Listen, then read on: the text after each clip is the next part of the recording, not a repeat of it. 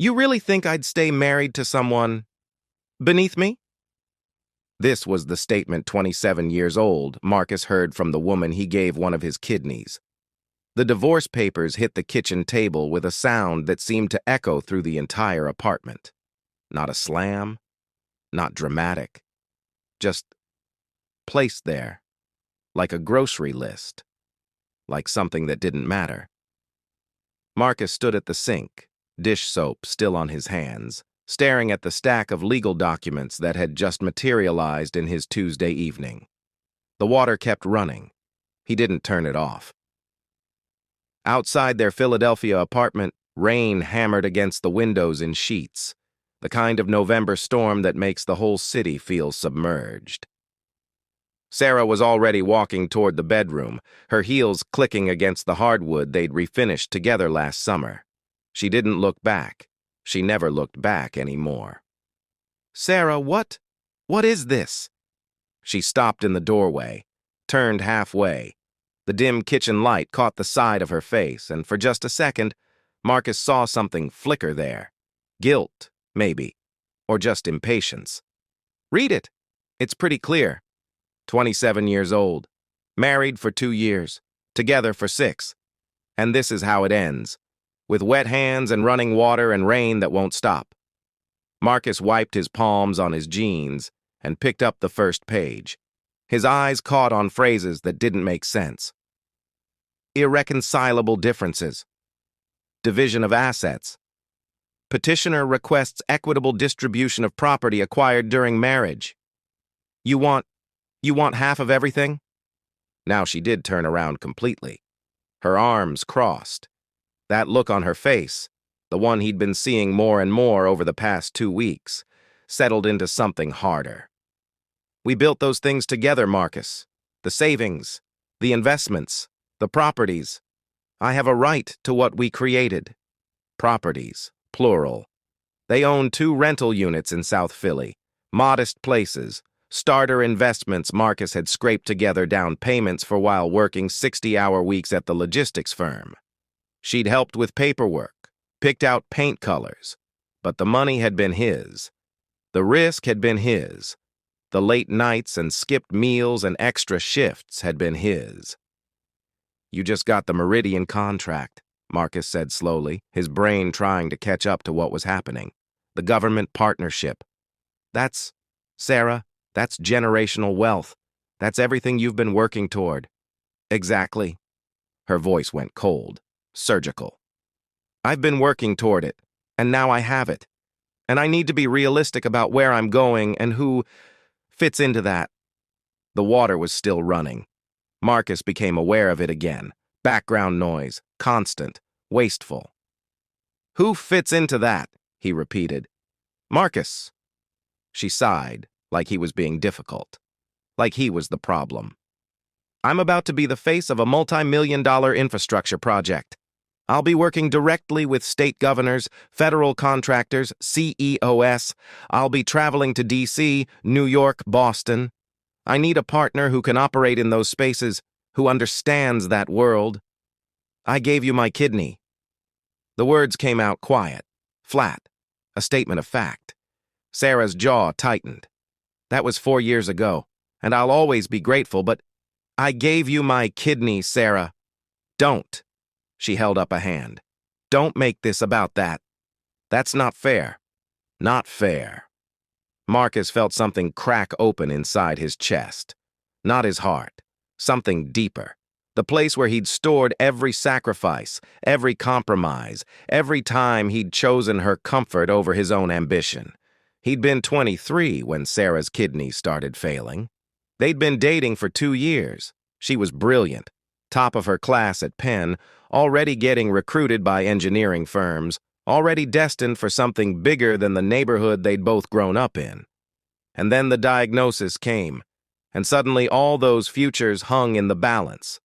The waiting list for a kidney was years long. Her body was rejecting dialysis. Time was running out. Marcus got tested without telling her. Found out he was a match. Told her on a Tuesday, just like this one. except the rain had been lighter and she'd cried into his shoulder and told him he was crazy and brave, and she'd love him forever. The surgery was on a Thursday in March.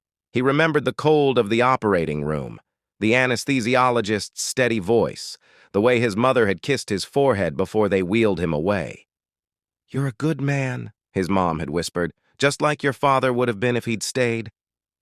He'd recovered slowly, took 3 months off work, burned through his savings, lost his promotion opportunity at the warehouse where he'd been managing overnight shifts.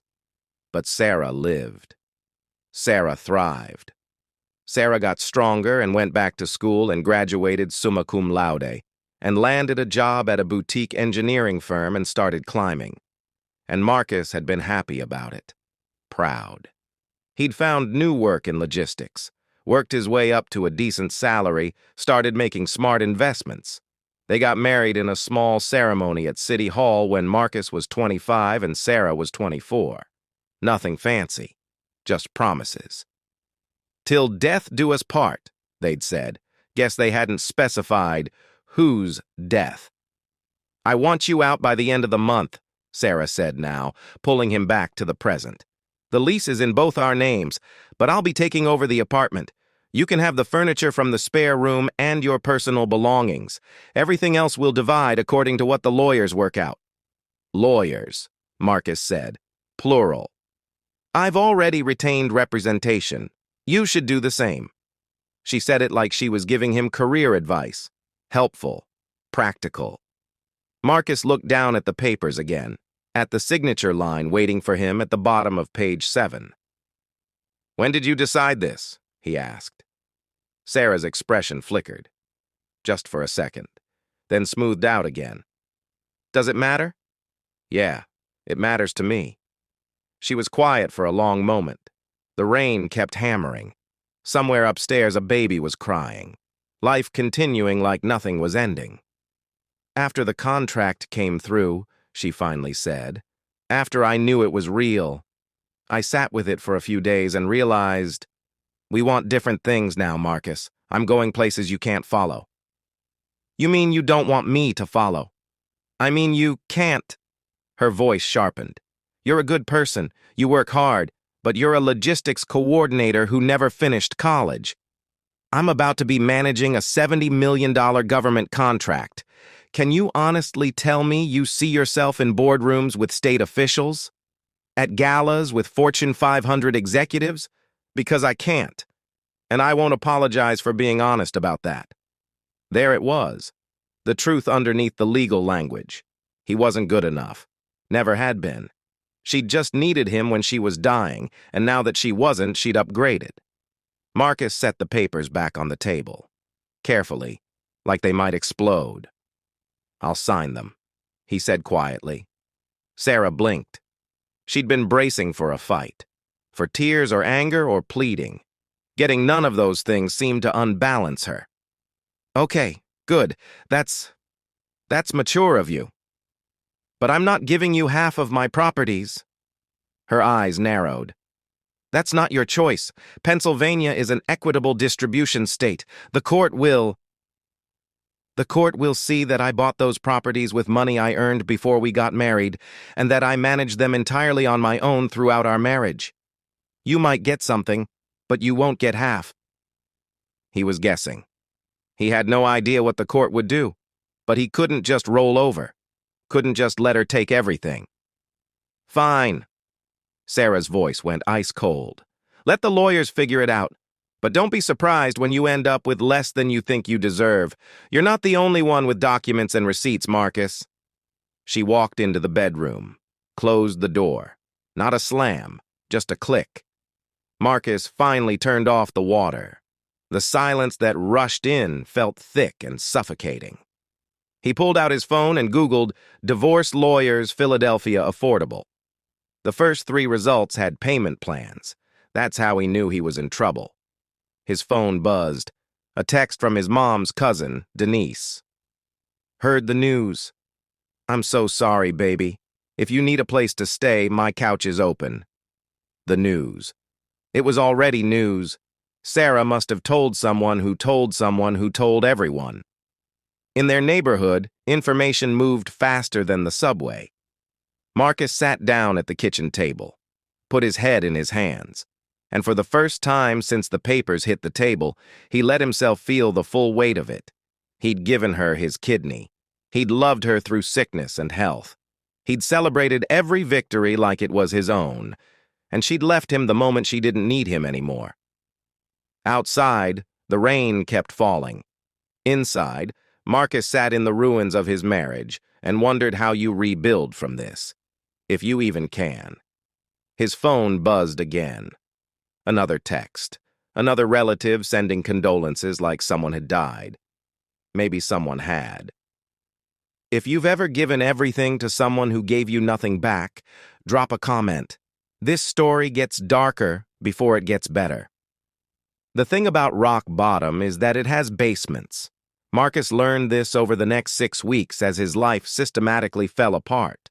The court proceedings moved faster than he'd expected.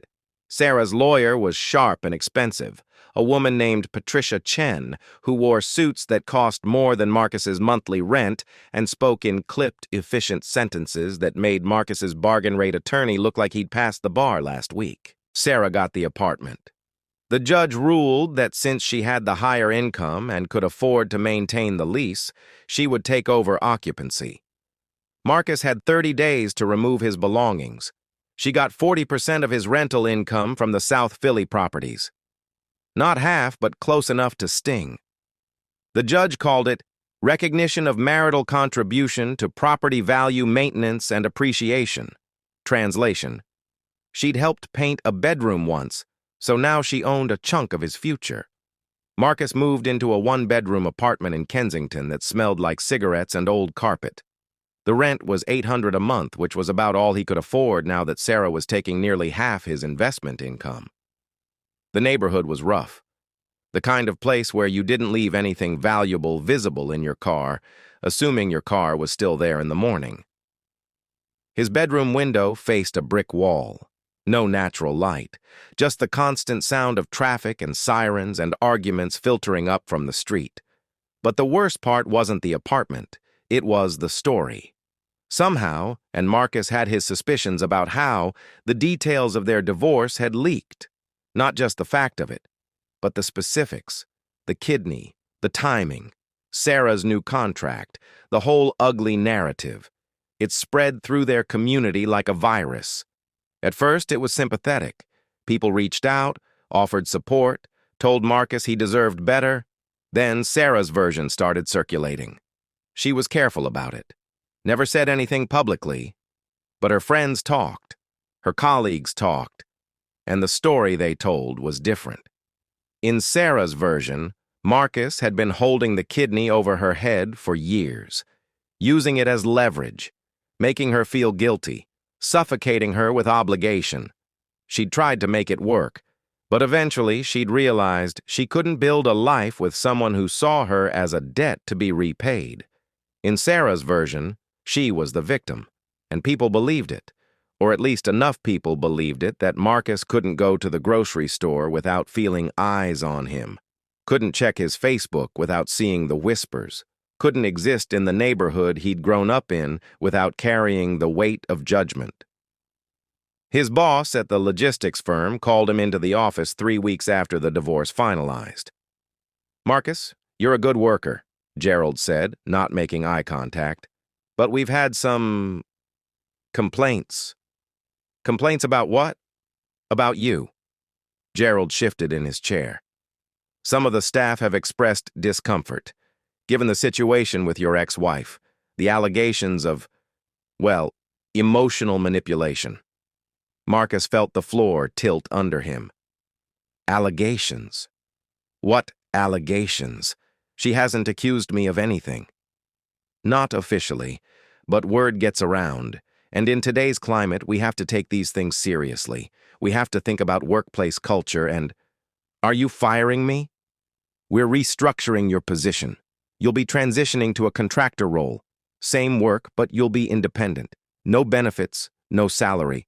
Per project compensation, which meant no health insurance, no paid time off, no stability. This is because of my divorce. This is because we need to make changes that reflect our company's values. Marcus walked out of that office knowing he'd just been fired without being officially fired. It was cleaner that way. No wrongful termination suit, no unemployment benefits, just gone. He sat in his car in the parking lot for 20 minutes, watching the rain streak down the windshield. It was December now.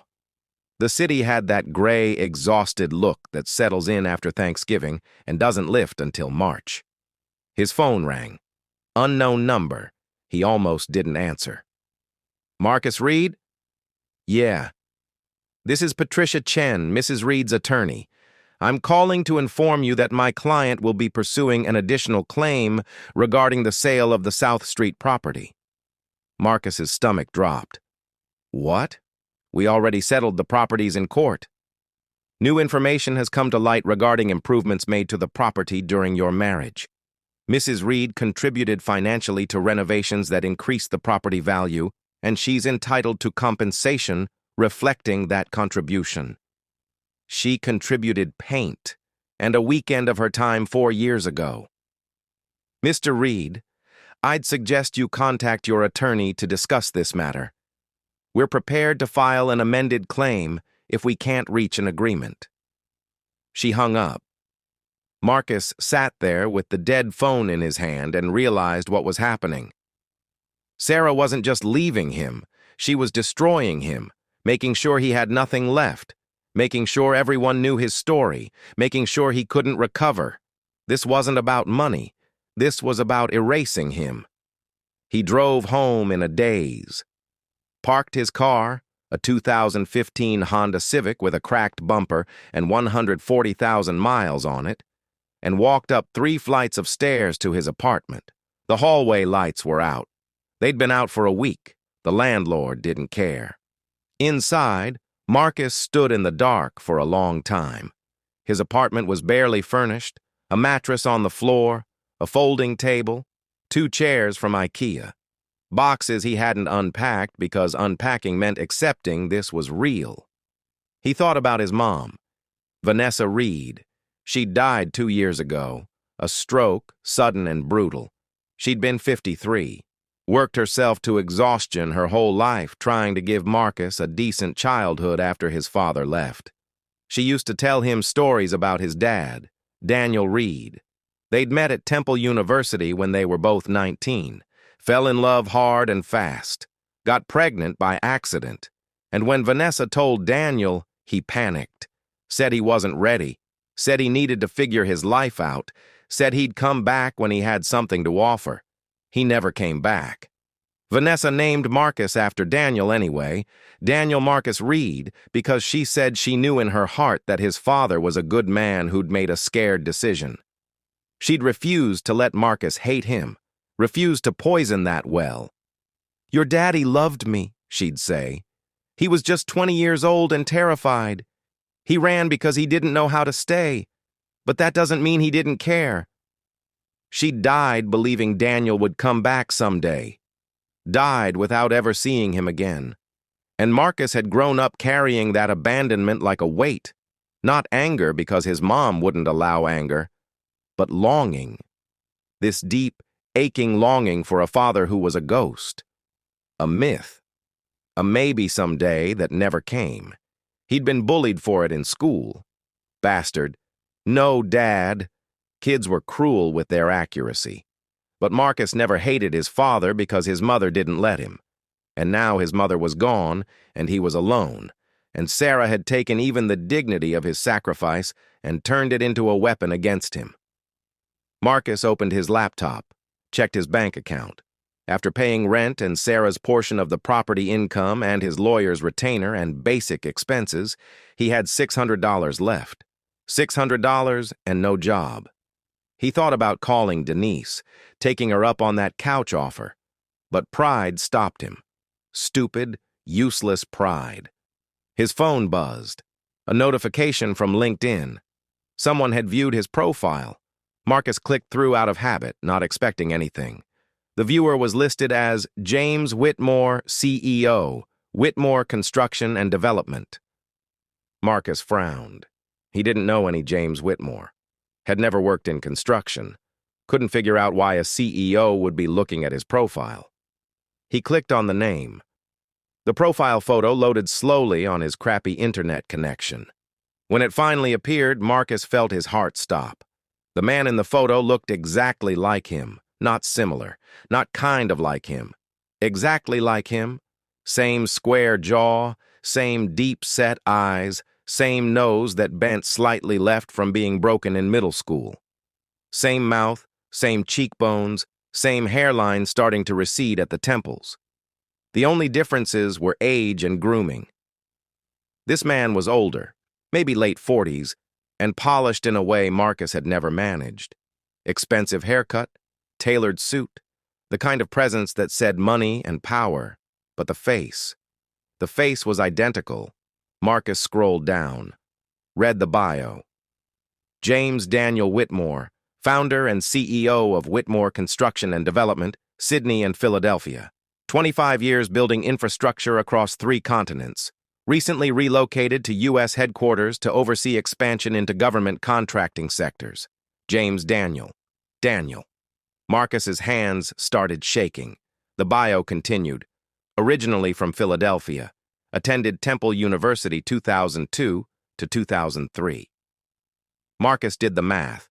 His father had left his mother in 2002, when they were both 19, when Vanessa was pregnant. He clicked through more photos. Found one from a ribbon-cutting ceremony last year. James Whitmore standing with a shovel breaking ground on some massive project. The caption mentioned he'd built his company from nothing after moving to Australia 25 years ago. 25 years. Marcus was 27. His father had run to Australia, had changed his last name, had built an empire on the other side of the world while his son grew up poor in Philadelphia with a mother who worked 2 jobs and still believed he'd come back someday. And now he was here, back in Philadelphia, looking at Marcus's LinkedIn profile. Marcus slammed his laptop shut, stood up, paced the tiny apartment. His breathing came sharp and fast, all this time, all these years. His father had been alive and successful and apparently thriving while Marcus and his mother struggled. And now he shows up? Now? When Marcus's life is in ruins and his mother is dead and there's nothing left to come back for? His phone rang. Unknown number again.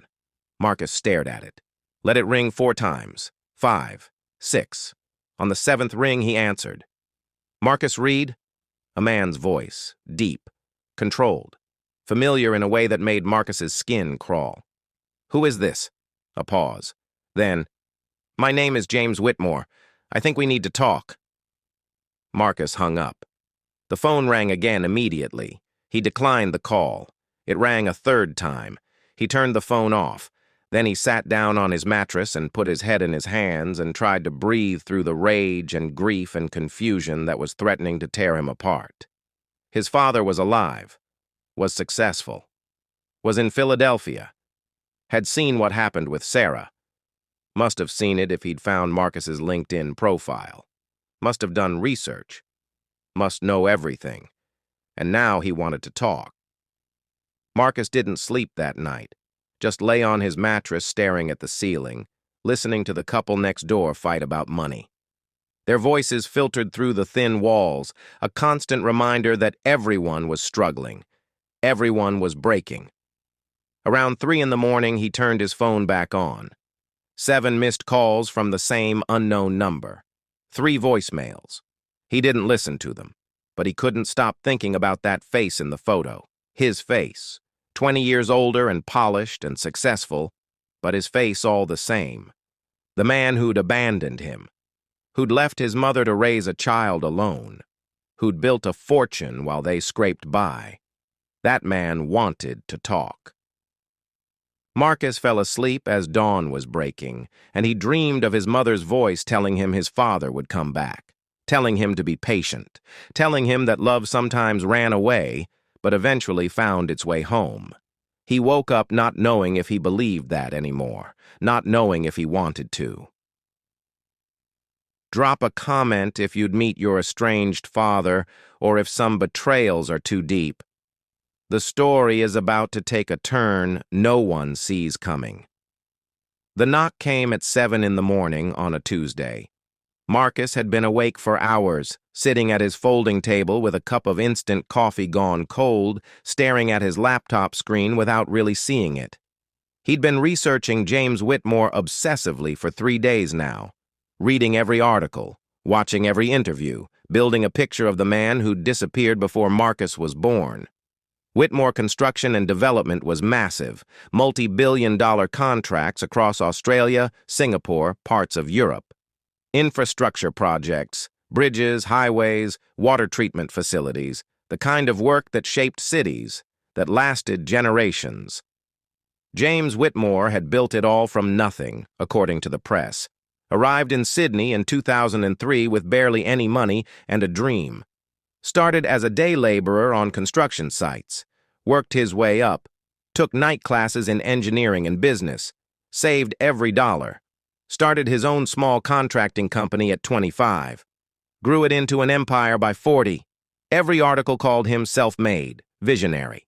Proof that the American dream was alive and well, even when you chased it on Australian soil. None of them mentioned the pregnant girlfriend he'd left behind in Philadelphia. The knock came again. Louder. More insistent. Marcus stood up slowly, looked through the peephole. The man from the LinkedIn photo stood in his hallway. He was tall. Marcus had gotten that from him, and dressed in dark jeans and a black wool coat that probably cost more than Marcus's entire wardrobe. His silver-streaked hair was neatly trimmed. His face looked tired. Older than in the professional photos. More human. Marcus's hand hesitated on the doorknob. The man knocked a third time. "Marcus, I know you're there. I saw your shadow through the peephole. Please, just 5 minutes." That voice, deep and steady and so familiar, it made something hurt in Marcus's chest, like genetic memory, like his body recognized something his mind wanted to reject. Marcus opened the door. They stood there, face to face for the first time, and the resemblance was staggering, like looking into a mirror that showed you your own future. Every line, every feature, every expression was identical, just weathered by 20 extra years of living. James Whitmore's eyes, Marcus's eyes, filled with tears. "Oh my God," he whispered, "you look exactly like my father. Your grandfather. I haven't seen him since. Marcus, you look just like him." "Don't." Marcus's voice came out rough. "Don't do that. Don't try to make this some heartwarming reunion." James wiped his eyes quickly, nodded. "You're right. I'm sorry. Can I come in?" Every instinct screamed at Marcus to slam the door, to protect himself from whatever this was. But something else. That little boy who'd been bullied on playgrounds, who'd listened to his mother's stories about the father who would someday return, that part of him stepped aside and let James Whitmore walk into his shitty Kensington apartment. James looked around, at the mattress on the floor, the folding table, the boxes still unpacked. He didn't comment on any of it, but Marcus saw him taking it in, cataloging the evidence of Marcus's ruined life. "I don't have much to offer you," Marcus said. "Water from the tap. That's about it. I don't need anything." James turned to face him. "I just need to explain." "Explain what? How you ran away when my mom got pregnant? How you changed your name and built a fortune while we barely survived? How you never once tried to find us? Which part are you planning to explain?" "All of it." James's voice was steady, calm. "If you'll let me." Marcus crossed his arms, leaned against the wall. 5 minutes. James nodded, took a breath. "I was 20 years old when your mother told me she was pregnant. We'd been together for a year. I loved her. I want you to know that. Vanessa she was everything. Smart and kind and so sure about who she was. I wasn't sure about anything. I was a sophomore at Temple with a partial scholarship and $50 in my bank account. My own father had just died of a heart attack.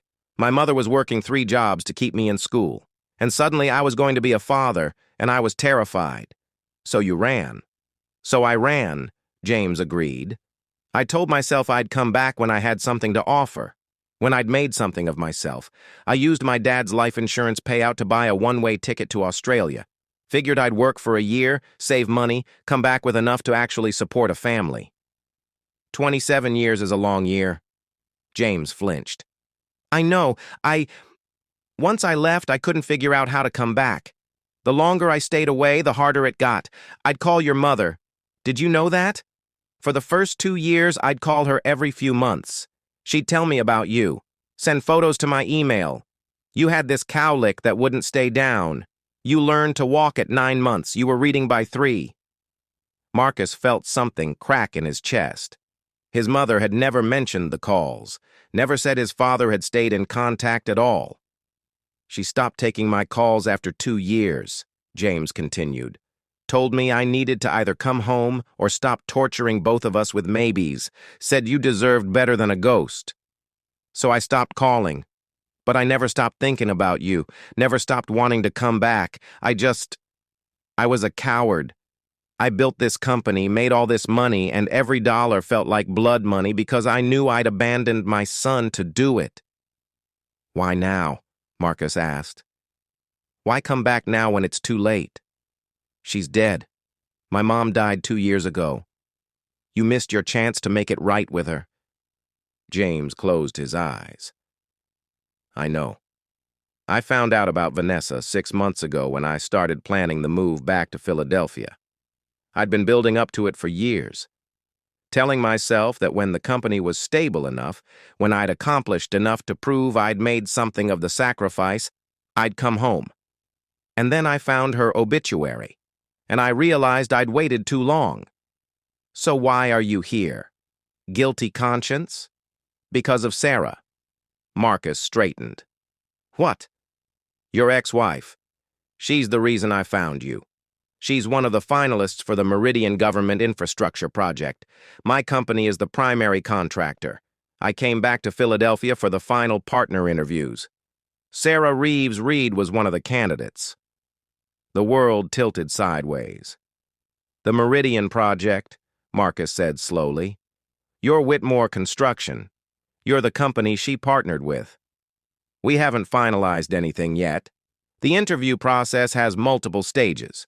But yes, she's a candidate. And during the background phase, my team pulled basic information on all the finalists. Personal history, stability factors, professional reputation. Sarah's file mentioned a recent divorce.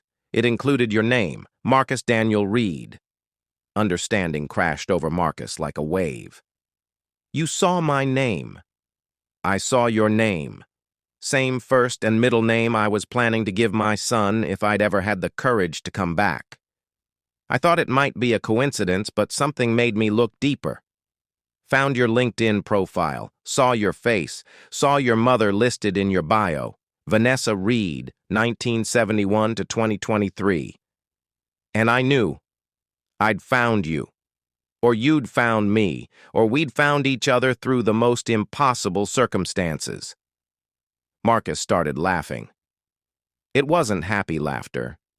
It was the kind of laughter that happens when the universe reveals itself to be so absurdly cruel that anger isn't enough anymore.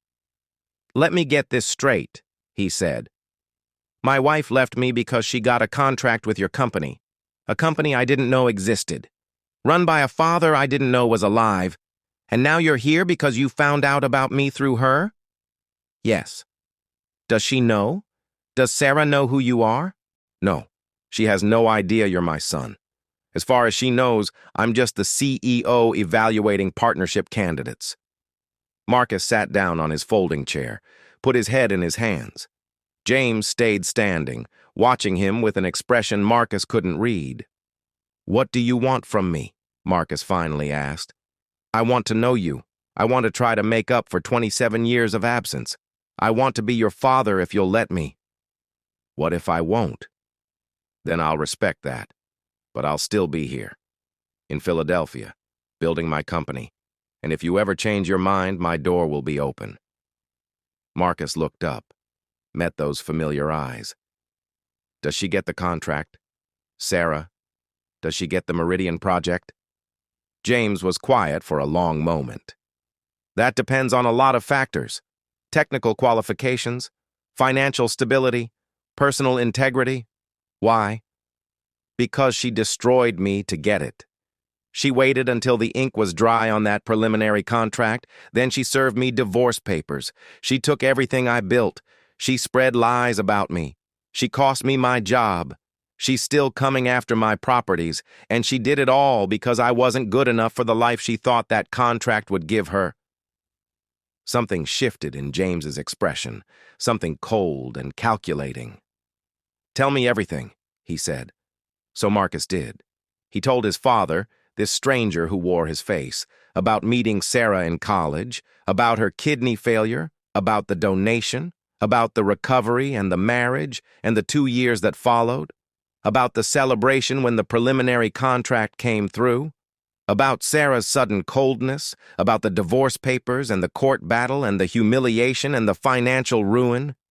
He showed James the texts from former co-workers who'd stopped talking to him, the Facebook posts hinting at emotional abuse, the legal letters from Sarah's attorney demanding more money, the eviction notice from his old apartment, the rejection emails from jobs he'd applied to. James listened to everything without interrupting, and as Marcus talked, he watched his father's expression harden into something Marcus recognized because he saw it in the mirror every day. Rage. Carefully controlled, perfectly masked rage. When Marcus finished, James was quiet for a long time. "Your mother," he finally said. "Did she ever tell you what I said the day I left? My last words to her?" Marcus shook his head. "I told her I loved her. And I told her that if I ever made something of myself, if I ever became the kind of man worthy of being a father, I'd come back and spend the rest of my life making it right. She told me not to make promises I couldn't keep, but I kept that promise, Marcus. I built my company with the intention of coming back. And now I'm here. And I'm looking at my son living in this apartment, destroyed by a woman who used his sacrifice as a stepping stone. And I'm thinking that maybe there's still time to keep my promise. Maybe there's still a way to make things right." "How?" "The divorce is final. She got what she wanted. My reputation is destroyed. What can you possibly do to fix any of that?" James smiled. It wasn't a kind smile. "I'm the CEO of a multi-billion-dollar company, evaluating partnership candidates for the largest infrastructure project in Pennsylvania history. Your ex-wife's professional future is entirely in my hands, and she has no idea who I am to you." Marcus felt his heartbeat accelerate. "What are you saying?" "I'm saying that the final partnership decision hasn't been made yet. I'm saying that personal integrity and character are significant factors in that decision. I'm saying that if certain information about a candidate's personal conduct came to light during the vetting process, it might affect their suitability for such a high-profile position." "You'd tank her contract." "I'd make sure the right decision gets made based on complete information. There's a difference." Marcus should have said no, should have told his father that revenge wasn't worth it, should have taken the high road, but he'd been on the high road for weeks, and it had led him to a mattress on the floor in Kensington with $600 in his bank account, and a mother who died believing love would bring his father home. "Tell me what you need from me," Marcus said. James pulled out his phone. "Everything. I need every email, every text message, every document that shows what she did and when she did it. I need the timeline of the donation, the marriage, the contract announcement, the divorce filing. I need proof that she waited until she had the contract before she left you. I need evidence of the character assassination. Everything." "Why? You could just not give her the contract. You don't need proof." "Because I'm not interested in petty revenge, Marcus. I'm interested in justice, and I'm interested in building something with my son, something that lasts, something that means we didn't waste 27 years for nothing." Marcus looked at this man, his father, and saw something he recognized. Not in the mirror this time, but in himself. That same controlled anger, that same careful planning, that same refusal to let people who'd wronged you walk away unscathed. Maybe genetics were real after all. "Okay," Marcus said. "Let's do it." If you're still watching, hit the like button. Sarah's about to learn an expensive lesson about karma, and Marcus is about to learn what it means to have his father on his side. The investigation took 3 weeks. James had resources Marcus couldn't have imagined. Private investigators, legal teams, financial analysts, people who could dig up information that ordinary people never saw. They met every evening in James's temporary apartment in Rittenhouse Square, a penthouse suite that made Marcus feel like he'd stepped into a different world. Floor-to-ceiling windows overlooking the city, furniture that looked like art, a kitchen bigger than Marcus's entire apartment. But James never made him feel small about it, never commented on the contrast, just ordered takeout from restaurants Marcus had never heard of and spread documents across the massive dining table like they were generals planning a war. "Look at this," James said on day 4, sliding a printout across the table. "Sarah's social media activity. 3 weeks before she filed for divorce, she attended a networking event in New York, posted about it on LinkedIn, excited to be building connections with industry leaders. The future is bright." Marcus leaned in. The photo showed Sarah in a cocktail dress, wine glass in hand, smiling at the camera with that confident expression he'd fallen in love with years ago. Behind her, partially visible, was a banner. Meridian Project Stakeholder Reception. She was already celebrating, Marcus said quietly, already acting like she'd won. More than that. James pulled up another document. "I had my team pull credit card records. Don't ask how. She bought that dress the day after the preliminary contract was announced, spent $600 at Neiman Marcus, charged it to the joint account you shared." Marcus felt something cold settle in his stomach. "She spent our money to buy an outfit to celebrate leaving me." "She spent your money. The joint account was primarily funded by your salary, according to bank records. She contributed minimally, used it for personal expenses while banking her own income separately. They kept digging, found more." Sarah had consulted with her divorce attorney 5 days after the contract announcement, a full week before she served Marcus papers. The attorney had advised her on Pennsylvania equitable distribution law, how to maximize her settlement, how to protect her new income from being considered marital property. She'd planned this methodically. "Here's what's interesting," James said, pulling up an email thread. "My team interviewed some of Sarah's former colleagues." Off the record. 3 of them mentioned that Sarah had been talking about outgrowing her marriage for months before the contract. One of them, her cubicle neighbor, said Sarah called you an anchor holding her back. Said she needed to shed dead weight before her career really took off. Marcus read the interview transcript. Saw his marriage described in language that made him feel like an object, a burden, something to be discarded. "The kidney donation never came up?" "Only once. The colleague said Sarah dismissed it when someone mentioned it, said something like, 'That was years ago. I can't let gratitude dictate my entire life.'" Marcus set the paper down, stared out the window at the Philadelphia skyline. The city lights were coming on as dusk settled.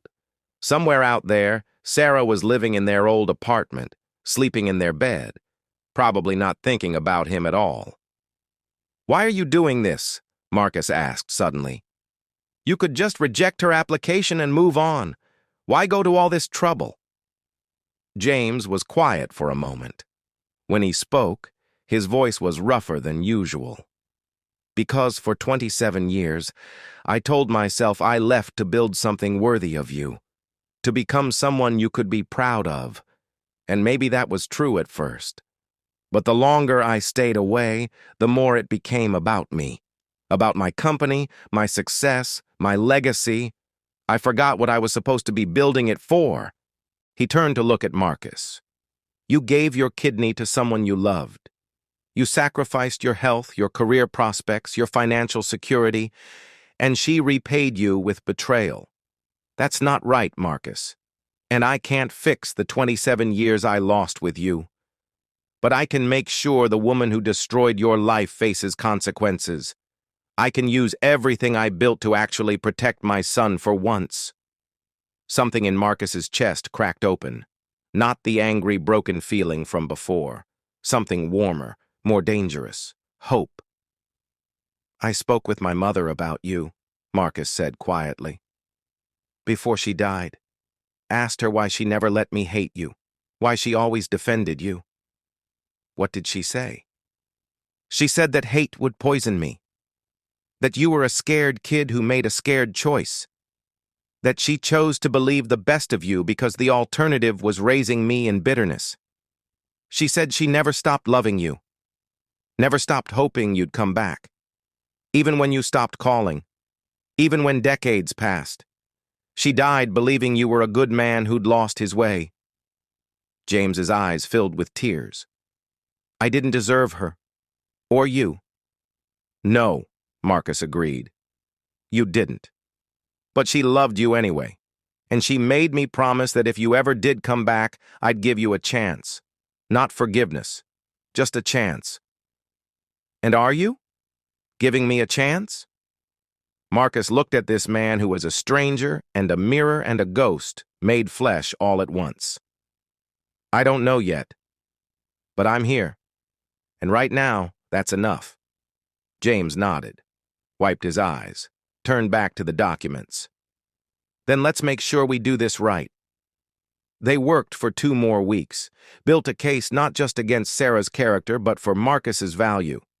James had his team pull Marcus's employment records. His performance reviews were stellar, consistent praise for reliability, problem-solving, leadership. His firing had nothing to do with performance, everything to do with optics. They documented the kidney donation with medical records, surgical reports, recovery timelines. Showed the 3 months Marcus had been unable to work, the promotion he'd missed, the savings he'd burned through. They built a timeline of the marriage, joint therapy sessions Sarah had insisted on, but only after she'd already consulted a divorce attorney, making the therapy a performance for the court record. Texts where Sarah discussed exit strategies with friends, credit card statements showing her expensive purchases ramping up the moment the contract was announced. They found witnesses, neighbors who'd heard Sarah screaming at Marcus in the weeks before she filed, calling him pathetic, worthless, dead weight I should have cut years ago. They documented the smear campaign, screenshots of group chats where Sarah's friends discussed getting ahead of the narrative, how they needed to make sure everyone knows he was manipulative about the kidney thing, how men like that always play victim. Every piece of evidence made Marcus feel sick.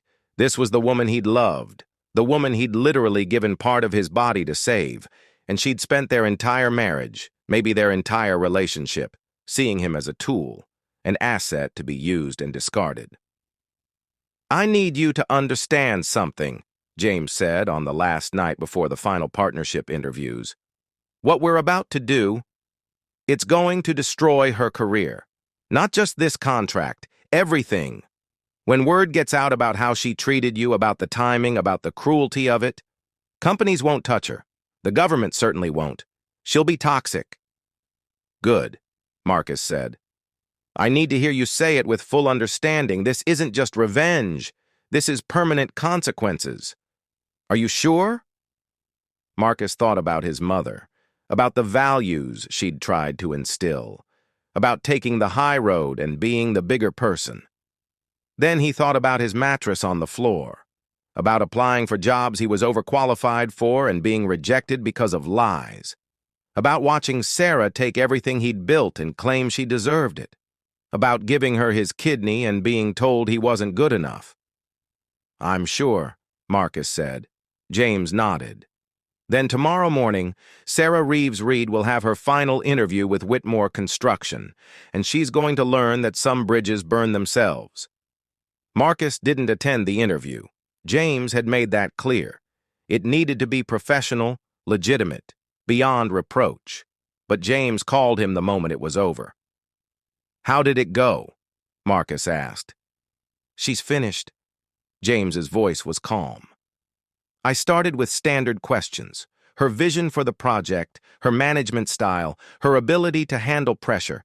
She was confident, polished, exactly what you'd expect. And then?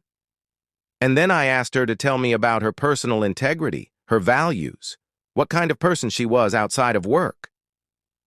Marcus could picture Sarah's face, that practiced smile, the rehearsed answer about work-life balance and treating people with respect. She talked about empowerment, about not letting anyone hold her back, about making tough decisions for her own growth. It was textbook corporate speak. What did you say? I asked her about you.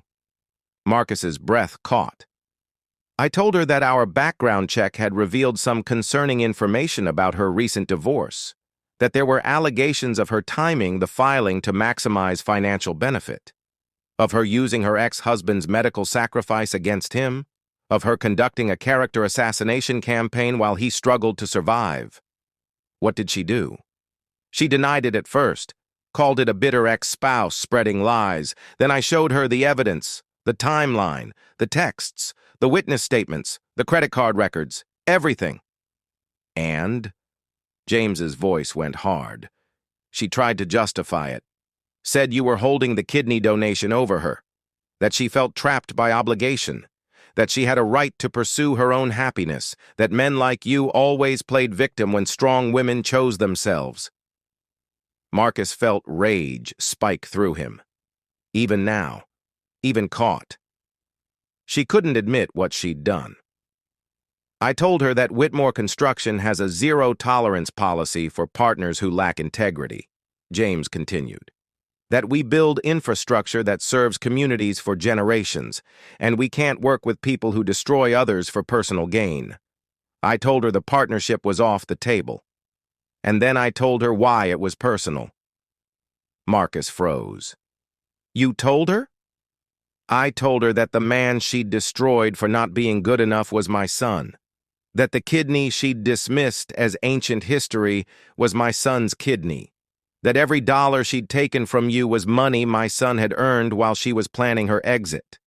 I wanted her to know exactly who she'd destroyed, and who was taking everything away from her in return. What did she say? Nothing at first. She just stared at me. Then she asked if I'd engineered this whole thing. If I'd brought her in as a candidate just to humiliate her.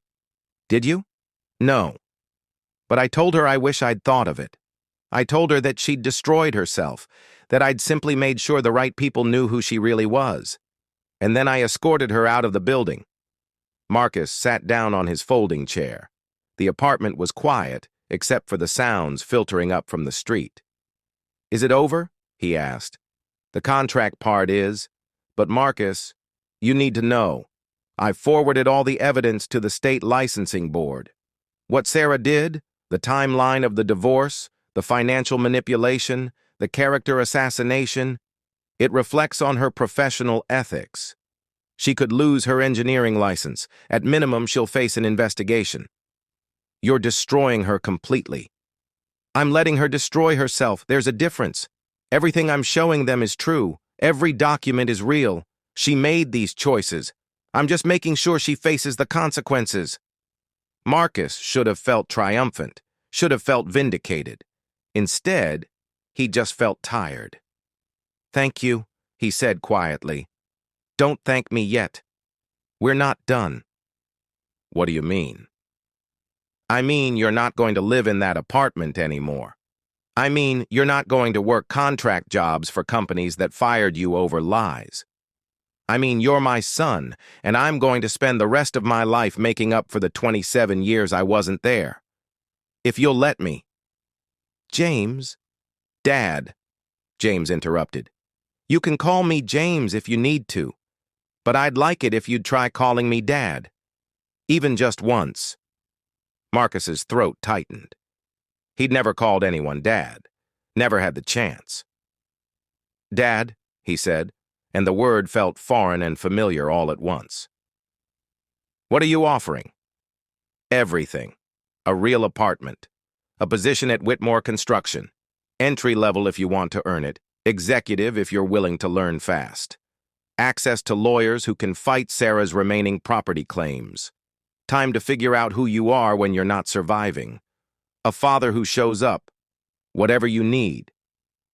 I don't want charity. It's not charity. It's inheritance. It's what I should have been giving you for the past 27 years. And if you want to earn it, fine. Work for the company, learn the business, prove yourself. But you're not going to do it from a mattress on the floor in Kensington while your ex-wife sleeps in the apartment you paid for. Meanwhile, his own life transformed completely. James had set him up in a 2-bedroom apartment in Manayunk. Not a penthouse, but clean and safe and full of natural light. Marcus furnished it slowly, carefully, made it his own. Hung photos of his mother on the walls, claimed the space. Work became his anchor. He threw himself into learning everything he could about infrastructure development, construction management, contract law. James was right. He was good at this. The logistics background translated perfectly.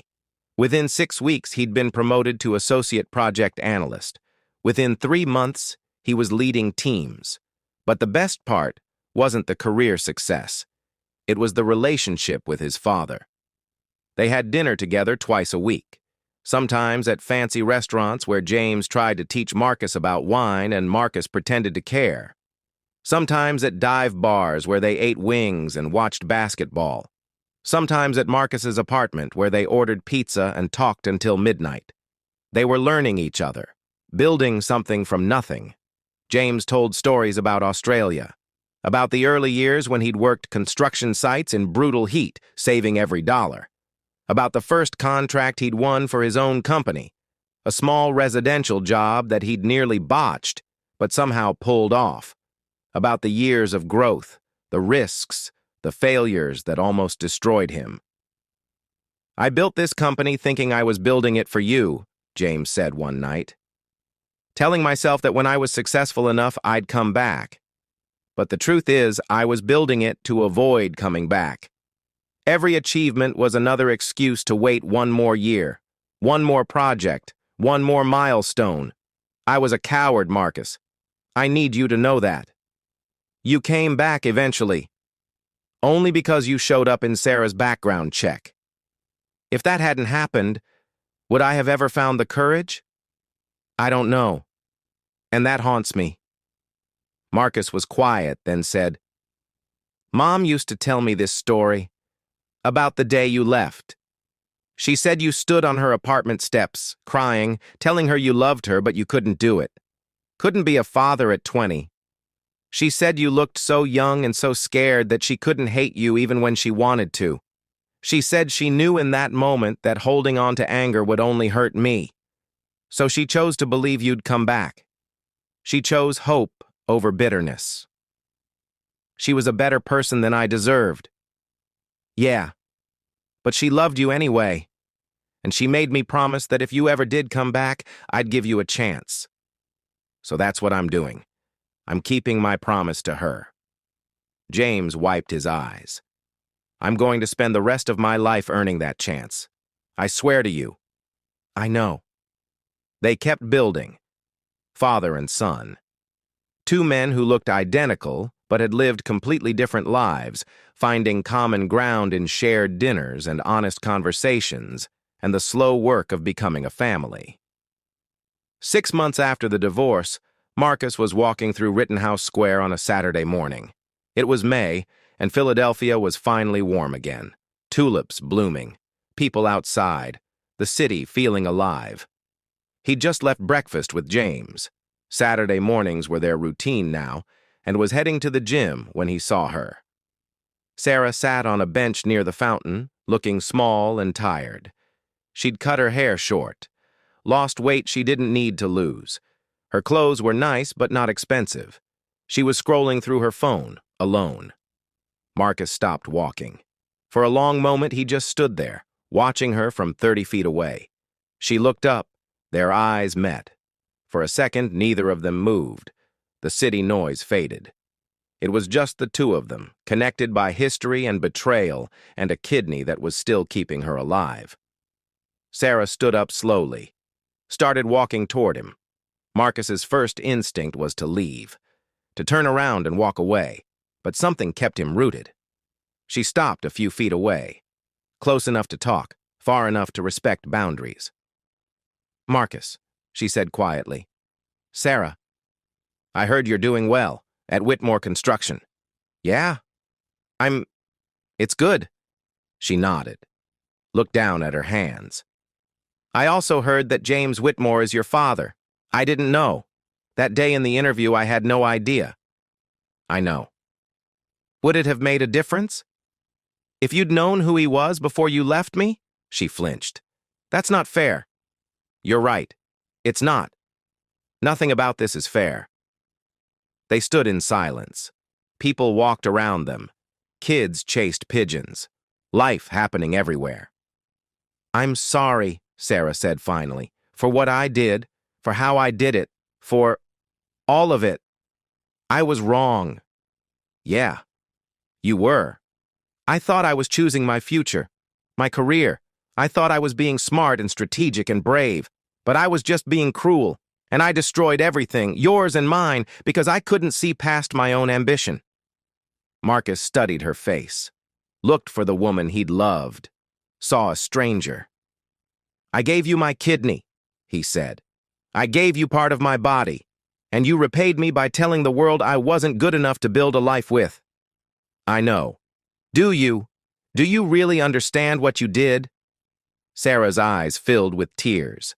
"I'm living in my parents' basement. I lost my license. I can't get hired anywhere because when people Google my name, they find the story, the kidney story, the betrayal story. My career is over, Marcus. Everything I worked for is gone. So yes, I understand what I did. I'm living the consequences every single day." Marcus should have felt satisfied, should have felt that rush of vindication. Instead, he just felt empty. "I need you to know something," he said.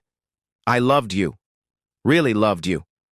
When you were sick, I didn't give you my kidney because I wanted you to owe me. I did it because I couldn't imagine a world without you in it, because you were my person. And you took that love and you weaponized it. You made me feel small for caring, and that's something I'll never forgive. I don't expect forgiveness." "Good, because you're not getting it." He paused. "But I don't hate you either. I did for a while, but hate takes energy I don't want to spend on you anymore." Sarah nodded, wiped her eyes. Is he good to you?" "Yeah, he's learning. We both are. I'm glad something good came out of all this." "Sarah," she looked up. "The kidney, my kidney that's keeping you alive. I want you to take care of it. Live a good life. Be a better person than you were to me. That's the only repayment I want. Not revenge, not suffering. Just be better." Her face crumpled. "Marcus, goodbye, Sarah." He walked away, didn't look back, felt something lift off his shoulders with every step. By the time he reached his car, he was crying, not sad tears, not angry tears, just release. The final letting go of something that had been killing him slowly for months. He pulled out his phone, called James. "Hey, Dad, you busy?" "For you? Never. What's up?" "I just ran into Sarah. We talked." James was quiet for a beat. "How do you feel?" "Free," Marcus said. "I feel free." "Good. That's good, son. You want to meet up? Get lunch?" Yeah. That sounds perfect. I'll text you a place. Marcus?" "Yeah? I'm proud of you. Your mother would be proud of you, too." Marcus smiled through his tears. "Thanks, Dad." 2 years later, Marcus stood in front of a room full of executives and government officials, presenting Whitmore Construction's proposal for a massive infrastructure project in Pittsburgh. He was 29 now, Associate Director of Project Development. He'd earned every promotion, every responsibility, every ounce of respect from his colleagues. James sat in the back of the room, watching his son lead the presentation with confidence and expertise. Their eyes met briefly, and James gave a small nod. Pride. Pure pride. After the presentation, after the handshakes and congratulations and confirmations that they'd won the bid, Marcus and James walked out of the building together. "You killed it in there," James said. "Had a good teacher. You had a good mother. I'm just trying to not screw up what she built." They walked in comfortable silence for a while. "You know what's weird?" Marcus said. "I still think about her sometimes. Sarah. Wonder how she's doing." "That's not weird. That's human. I heard she moved to Colorado. Started over completely. Different field, different life. Good for her. Everyone deserves a second chance." Marcus smiled. "Even you?" "Especially me, though I'm still working on earning mine." "Dad, you've been here for 2 years, showed up every single time, helped me rebuild my life, taught me a career. That's not working on earning a second chance. That's already earned." James stopped walking, turned to face his son. His eyes were wet. "You mean that?" "Yeah, I mean it. You're my dad. You're here. That's what matters." James pulled Marcus into a hug. They stood there on a Pittsburgh sidewalk, two men who looked so alike they could be twins, separated by 20 years and brought back together by the cruelest kind of luck. "Your mom would have loved this," James said. "Seeing us together, seeing you thrive." "She knew," Marcus said. "I think somehow she always knew you'd come back. She just didn't live long enough to see it." "Then we live for her. We make this second chance mean something." "Deal." They walked back to the car, back to their lives, back to the family they were still building from scratch, one dinner and one conversation and one shared moment at a time. Marcus's phone buzzed, a notification from LinkedIn. Someone had endorsed him for leadership and infrastructure development. He smiled. 2 years ago, he'd been checking that same app from a mattress on the floor, wondering if he'd ever work again. Now he was building bridges, literally and figuratively. He thought about Sarah one last time, hoped she was okay, hoped she'd learned, hoped she was taking care of the kidney that connected them forever, whether they wanted it or not. Then he let the thought go, because he had a father to have dinner with, a career to build, a life to live, and he was finally good enough. Not for Sarah, not for anyone else. For himself. Final question for everyone who watched this whole story. What would you do if your father showed up after 27 years? And would you help him destroy the person who destroyed you? Drop your thoughts below. Real talk only. We're building something here, a collection of people who appreciate stories like this. Every subscription moves us closer to 1,000 subscribers. Your name on that subscriber list matters. Will you be on it when we hit the goal? See you in the next video.